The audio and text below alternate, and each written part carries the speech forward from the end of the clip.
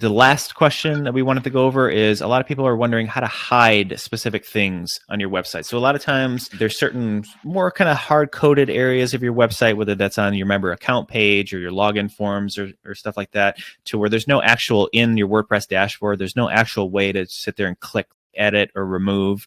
A lot of times it's like certain text, whether that's on your login form, or maybe you want to add stuff like on your login form, add some text or something.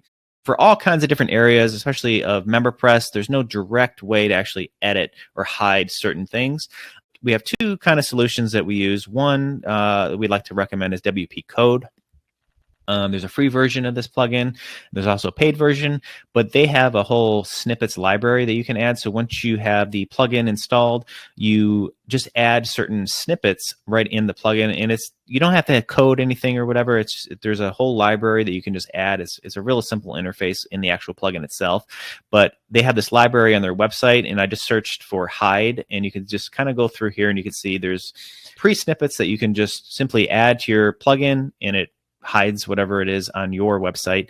But you can see here is like disable address field with ready launch. There's all kinds of pre-built things that you can hide. And then if you go to library.wpcode.com/profile/memberpress, here's all the code libraries for MemberPress specifically. So you'll see all kinds of stuff: exclude post pages, remove state text field from your login forms. You can also modify and change like the label on your account nav tab. So WPCode is a really powerful solution for changing, removing, or modifying some of the more hard-coded areas of MemberPress. And the next thing that Jen will talk about is, she's mentioned it before in a previous webinar, she has a huge affinity for this. What is this? YellowPencil is basically, like it says, it's a style editor for WordPress. So if you were to go to a page, and it can pretty much be any page that's on your site, if you don't like something there, it's got the option for you to click it, and then you can do something to it. So the way I use it 90% of the time is to hide something. So if I wanted to just click a header or a pricing mention, I click it, and then there's two ways of doing it. I think all the way at the bottom, there's an option that has extra.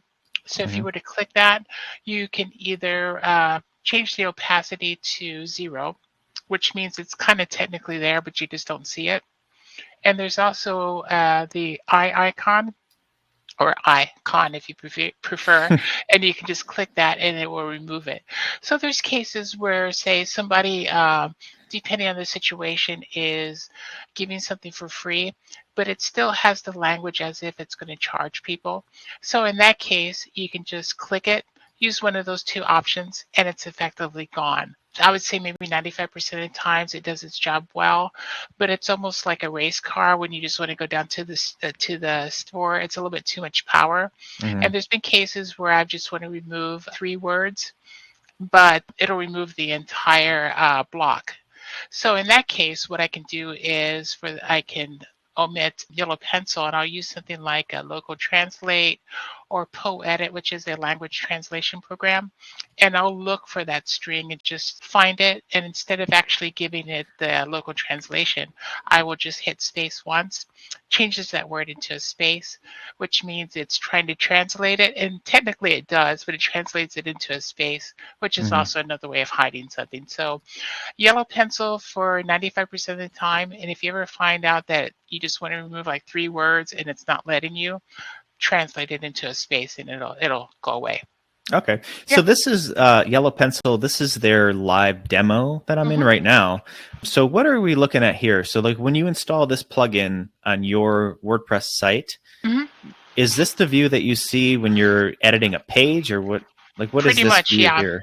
There's also another way where you can enter the CSS yourself, but there's also cases where, let's say the field is too high up.